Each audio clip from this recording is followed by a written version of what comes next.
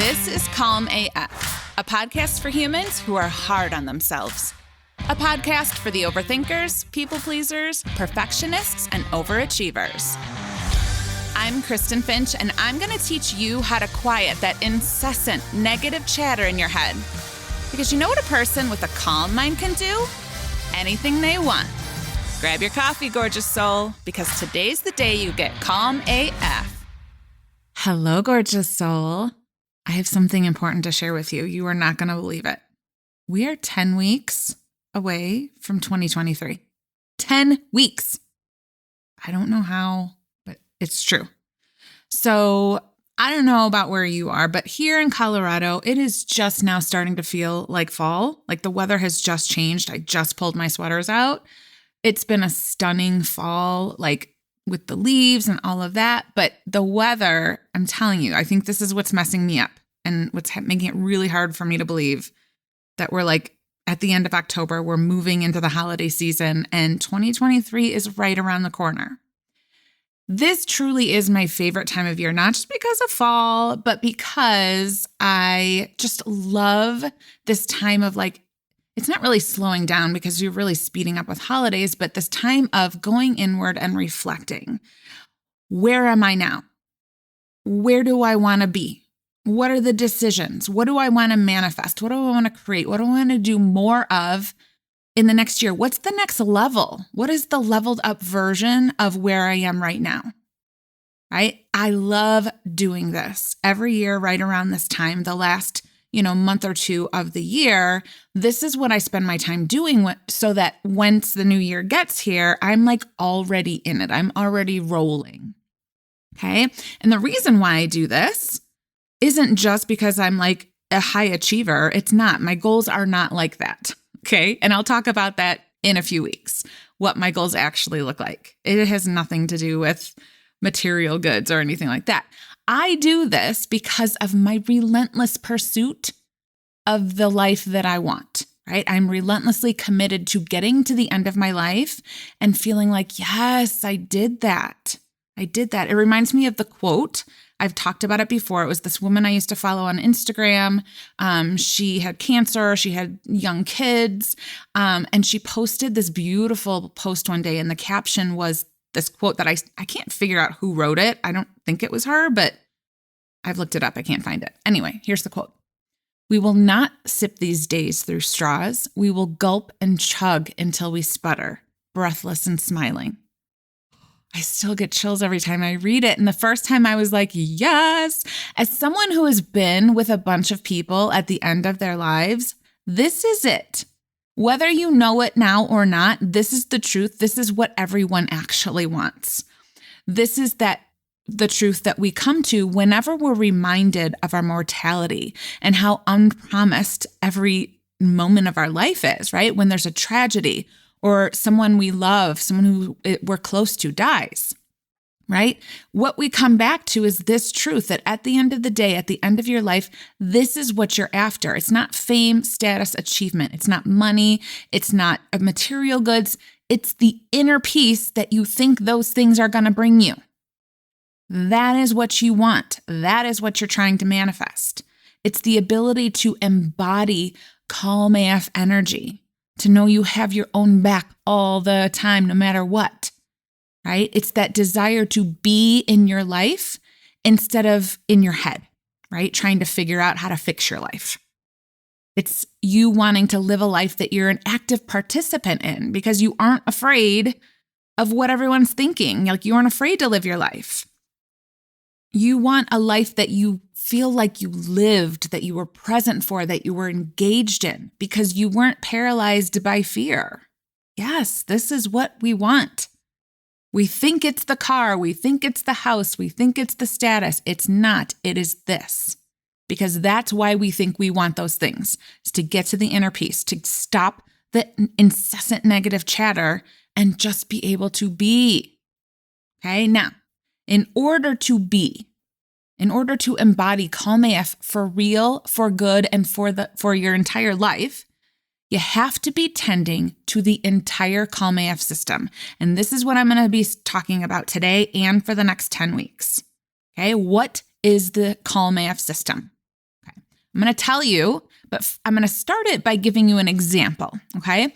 So I want you to think about your body. In order for your body to stay alive, like physically alive, your organs need to all be working. They need to be functioning.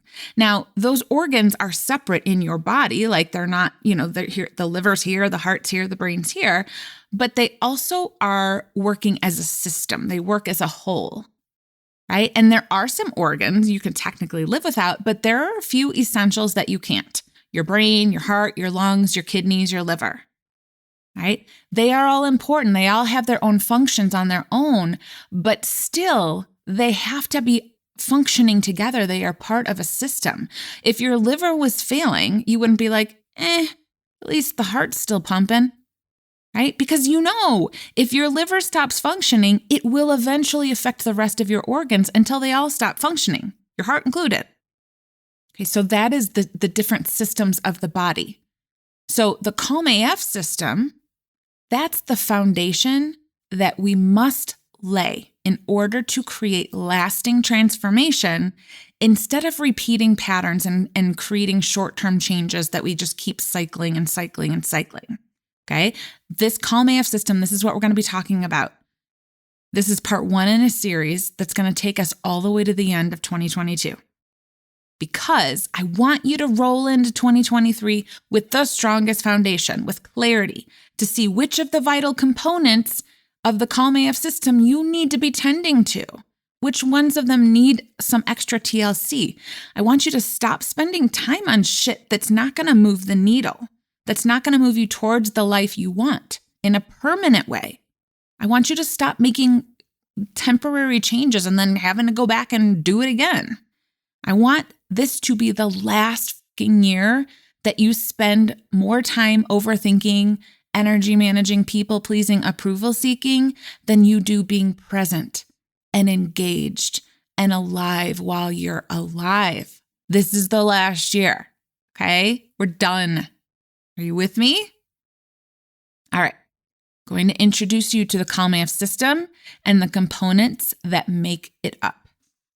And again, just like your organs, I want you to remember that each of the components is separate, but they also depend on each other. They are intersectional, kind of like a Venn diagram, right? There's lots of overlap. So the Calm AF system is the whole system that is creating the life that you have. Okay? And here are the parts of the whole. There's the physical component, there's the mental component, and the energetic component. So I'm going to break them down and talk about them briefly today. And then for the next 9 weeks, 10 weeks, I will go deeper into each of them. Okay, so let's start with the physical component. And I want to start here because it's kind of like the cool kid of the Calm AF system, right? Like if people are choosing which component, right? A lot of times people do these components in isolation, which is why they don't create lasting change. And this is often the one that people start with and the one that they love to do in isolation. And often they neglect the others. And I'm going to go into why that is in a minute. But first, let's just talk about what are the parts that make up the physical component. So first, there's the actual taking care of the physical body, the container, the vessel. Right? So this includes what you're eating, what you're drinking, what you are putting in and on your body. This includes sleep, hydration, exercise. Okay? Now, I'm not even going to spend a lot of time here because we're all very aware and have been very aware since we were wee little kids that taking care of your physical health is very important, right? And it makes a lot of sense. If your physical body is neglected or if you're not feeling well, if your physical body is unhealthy, it definitely affects everything. When you're not feeling well or when you're sleep deprived, everything feels harder. Your fuse is shorter, your mind moves slower, right? We all know this. But that's not it, right? I can't let this moment pass without mentioning the reason why this tends to be the place where people hyper-focus, where they pull just this one isolated component out and focus there. I'm going to try and keep it succinct, and I will go deeper in another episode. So the narrative we have around body size is directly tied to worthiness and morality, right? What we are taught is that people who are in smaller bodies are considered morally superior because they must be more disciplined, they care more about themselves, they work harder. And we're taught that bigger bodies are morally inferior. They're lazier. They don't care about themselves. They've got no self-discipline. Now, I hope that you know, without me having to say it, that this is total and complete bullshit. It's not true. We all know people in small bodies that treat themselves like garbage, and larger body people who are healthy and taking excellent care of their bodies, right? The problem with this narrative is that it creates a lot of shame. If you believe at a cellular level, right? Because it's not just things you've been taught, it's been generational now. Like it's in us that your weight equates worthiness, and your weight that you are currently at doesn't make you worthy. You're going to feel shame. And shame is one of the most avoided feeling states that humans can experience. We will do just about anything to not have to feel it. So focusing on only the physical component when you're in a body that you don't feel like makes you worthy, it feels urgent. You want to just pull it out. You're like, yeah, I get it. I know I need to work on my thoughts. I need to work on this. I need to make a lifestyle. Sure. But I need to get rid of the shame first. So we just need to change this body real fast. And then I'll tend to the mindset component, and I'll tend to the energetic component, right? But what we know is, without addressing the rest of it, like the thoughts that you have about yourself, changing the physical body is unsustainable, and the results are always temporary. I think diets, their success rate is like, their failure rate, I should say. They like 98% of people who go on a diet fail, like end up gaining the weight back. It doesn't work. We know this. And yet we're stuck in it, right? We're stuck in it because of the shame, because we don't know. We haven't attended to all of the components of the system, right? And that's not what's pushed in mainstream. The $1 trillion diet industry does not want you to spend time on the mental and energetic components. It wants you to buy more diet shit. Stepping off the pulpit. Okay, back to the physical component of the Calm AF system. There's the physical body. The other piece that's included here is the heavy hitter, almost always neglected, feelings. Feelings are part of the physical component because they are physical sensations that occur in your body, right? Sadness creates a sensation that you feel somewhere in your body, in your chest, in your throat. Anger creates a sensation. You feel it in your stomach, in your shoulders, wherever. So feelings are the only way your body has to communicate with your mind. And that either happens in conscious thoughts or subconscious nervous system responses, which we'll talk about. So tending to your emotions is definitely not hammered into us as incredibly important the way taking care of your body is. I shouldn't say that. It is, like, we are definitely taught about feelings from a very young age, but what we are taught is so fucking backwards, I can't even believe it. So here's what's true. Before your brain is even capable of formulating a logical thought, before that part of your brain even develops, the more primitive parts of your brain, the reptilian brain, the limbic brain, are learning to stay safe through combining feelings that the baby is experiencing, fear, sadness, joy, anger, with the experiences that it's having. Okay? So in order to nurture the feelings part of the physical component, you've got to understand the story of feelings that you learned as a child from your parents, from the way you were treated when you had feelings, from the way feelings were handled in your house, and then in school and teachers and all of that. What happened when you were little and you felt sad? Were you, scooped up and hugged and loved on and comforted?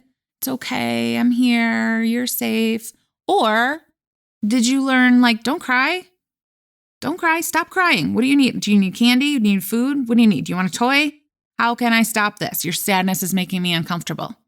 What were you taught when you were super excited, right? When you were excited about something and you were proud or something and you were celebrating, were you taught calm down? No. Take it down a notch. Your excitement about yourself, it's going to make someone, it could make someone feel bad. Stop. Don't feel proud. In order to create any change, and I mean any change, you have to spend time developing and strengthening your emotional management tools, your feelings. You need to learn how to feel instead of fix, how to allow instead of avoid, how to process feelings instead of shoving them down, eating them away, drinking them away, scrolling them away, staying really busy, passing them off to someone else, right? The things that you're trying to stop doing, people pleasing, energy managing, perfectionism, that's a result of not knowing how to allow, process, and express your feelings or be able to handle other people's feelings. Okay? If you don't know how to handle the feeling of fear or guilt or shame or anger, you will always be hypervigilantly showing up in your life trying to prevent them. And hypervigilant is not inner peace. It's not the thing you're looking for. It's actually the opposite. You cannot skip this essential part of the physical component of learning how to tend to your feelings. Because it's not just learning how to handle your feelings in a totally new way. You also have to learn how to regulate your nervous system, okay? Which flows right into the second component, which is the mental component. In the mental component, we're tending to mindset and nervous system regulation. Those are the two parts that make up the mental component. So it's the thoughts you're thinking consciously, as well as the thoughts that are happening subconsciously, the automatic nervous system responses. All of it needs to be tended. Okay. Now, similar to the physical component, one of these, right? So we've got the two parts of the mental component, mindset and nervous system regulation. One of these is often taught in isolation, while the other is very much neglected. Okay. Mindset is the darling of the transformation world. Change your thoughts, change your life, baby. Just think positive. Affirmations, mantras, listen to this podcast, get inspired, good vibes only. So much no, gorgeous soul. This is the epitome of neglecting all the other components. Positive thinking, trying to change your thoughts so you are only thinking positive, is literally avoiding feelings, not feeling them. That is not the whole system. That is pulling one piece out. Now listen, your thoughts do create your reality. If you're trying to embody calm AF life and your internal chatter is filled with thoughts like, I suck. I can't do anything right. I'm such a loser. I don't know how to do it. Everything I do, I fail at. Nothing ever works for me. The world is against me. If that's your incessant negative chatter, you're not going to create the reality you want. That's not going to work for you. Your thoughts do create your reality, but it's not only your thoughts creating it. The whole Calm AF system is creating your reality. If you want to change your reality, you gotta look at the whole system. You cannot just pick out your thoughts. You cannot just pick out your physical health. Okay? If you're isolating, taking care of your physical body and you're avoiding mindset, you're gonna have a strong body and a suffering mind. Okay? And listen, it's not a coincidence why this is the other darling. Okay? Why this is the darling of the self-help world. It's because it's super easy to tap into shame here. Right? Just like they say, just eat healthier. Just stop, just watch how many calories, just stop eating carbohydrates, right? Like, oh, if I could do that forever, that's not what we're meant to do, right? It's the same concept here with self-help, with mindset. Just change your thoughts. Just stop thinking negative thoughts. Oh my God, I'm trying, right? I can think positive for a little while, but the trying to quiet the negative chatter feels like torture. It's so loud. Guess I have a bad mindset. Guess there's something wrong with me. Better try something else. Okay, the self-help industry has used the exact same incredibly successful model of the diet industry to become a multi-billion-dollar industry. Right? It's catching up to the trillion-dollar diet industry. Okay? It's all about isolating one component.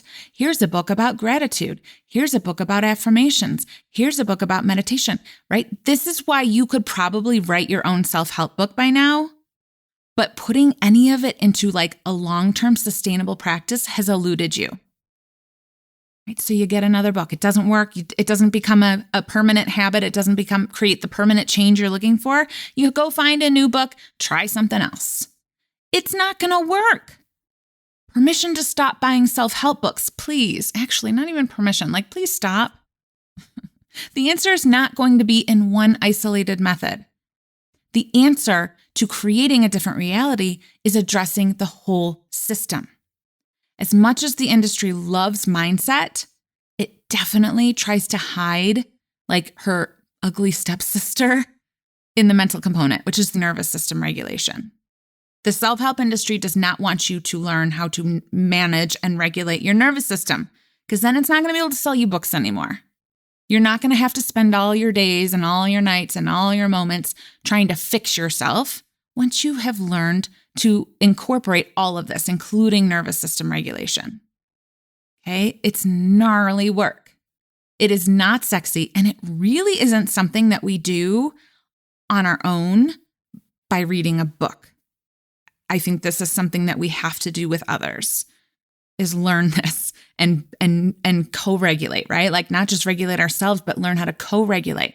You got to get in there, into that subconscious. You got to find your stories. You got to see why you react with fight or flight when it's time to figure out what's for dinner. Why do you feel like rage when you feel like someone is criticizing you? All the mindset in the world is not going to solve for a dysregulated nervous system. And forget about trying to process a feeling, right? With a dysregulated nervous system, if your nervous system has flagged any and all negative emotions as emergencies, you're not going to be ever able to process your feelings. You want to create a life that you love, you're probably going to have to do some hard things, some things you've never done before, some uncomfortable things. But if your nervous system shuts you down whenever you hit an obstacle, you're just going to stay stuck. You're going to keep repeating the same cycles. We have to do this with the whole system. All right. Last but not least, I know today's a little longer than normal, but I just want to set the stage so that we can move forward quickly. So, last but not least, the energetic component. Now, this, I know we're not supposed to have favorites, but this is my favorite. Just don't tell the others. Right? If isolating one area of the system did create lasting change, I would spend all of my time in the energetic component because there's so much cool stuff here. It's not, yes, it's gnarly and there's a lot of things to learn and there's a lot of skills to master, but there's a lot of flow and magic and it's just very cool. When you spend time learning how to manage, regulate, consciously choose the energetic state you are both allowing and showing up with in the world, you become not just calm AF.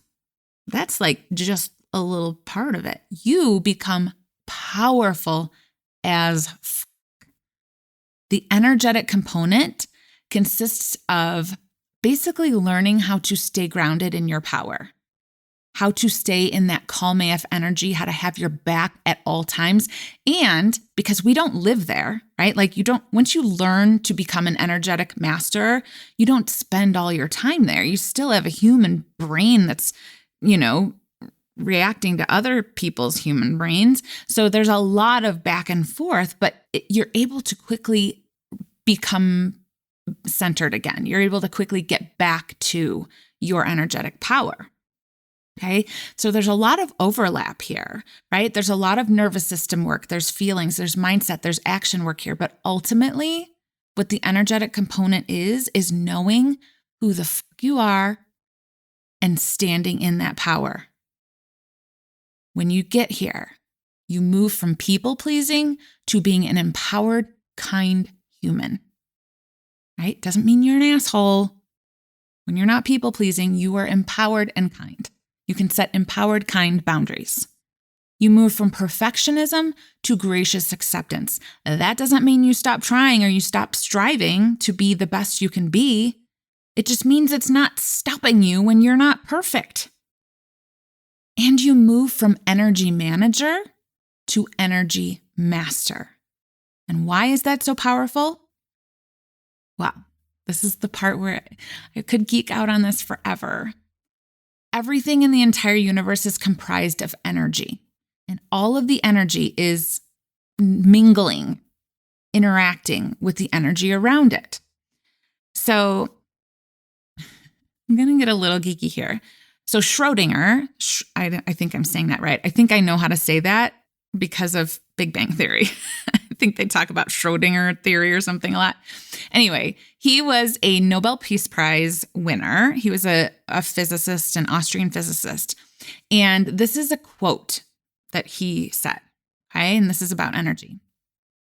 The reason why our sentient, percipient, and thinking ego is met nowhere within our scientific world picture can easily be indicated in 7 words. Because it is itself that world picture. It is identical with the whole and therefore cannot be contained in it as part of it. If you need to rewind, listen to that again, feel free. In a nutshell, it's like just putting a real pretty bow on top of this message today. Okay? When you learn to be the strongest energy, when you learn to master your own energy, and when I say strong, I don't mean like, oh, I'm so tough, I'm just tough. I mean, you learn how to align with your highest self energy.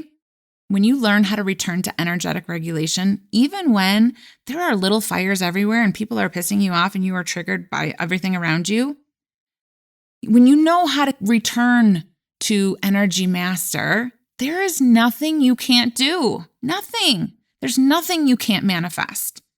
Your default will move from trying to be confident, to be calm AF, to actually embodying it and being it. That's how you get to live your life. That is how we achieve that inner peace. For sure, for real, for good. Physics tells us there's nothing in isolation. You are not separate from the chair you're sitting on. Your thoughts are not separate from your body. Your body is not separate from your nervous system. And this is very cool too. So just in the last week or two, they awarded the Nobel Peace Prizes for this year, for 2022. And there's a quantum physicist who won. I can't remember his name. I did not write it down. But what his whole thing that he won this prize for was not only is energy that is in close proximity to each other, interacting and communicating, somehow, based on this entanglement theory, energy that is not even in close proximity, like far, far, far, far apart, like very far, like light years apart, is also capable of communicating with each other. So when we say everything is energy and everything is connected and there is nothing out there in the universe that is not you and you are not everything of the universe, physics is catching up to it. Right? If you want to create a reality that you like, a life that you want to live, a life you feel alive in, a life that you feel inner peace and calm AF, you have to address the whole calm AF system. And that's what we're going to be doing for the next 9-10 weeks till the end of the year. I am creating a mind-blowing thing that I will tell you about in the coming weeks. But this is it. This is how you're going to create the foundation that is going to set you up so that this is the last year. You have to keep doing this work. We're setting the foundation. We're doing it together. I got you. All right. Next week, we're going to dive in even deeper. Thank you for sticking with me. I know this was longer than normal. I will talk to you next week. I love you so much. Have an amazing rest of your day. Thanks for listening. And before you go, one more thing. So as you know, I am slightly obsessed with helping as many humans tap into their calm AFness as possible. So if this podcast has helped you, would you please leave a review, make sure you're subscribed, and share it with your friends. Also, make sure you head on over to KristenFinch.com to see how you can work with me. You can sign up for my emails and get any other goodies I have available. Until next week, I love you so much. I am so grateful that you're here. I'll see you next time.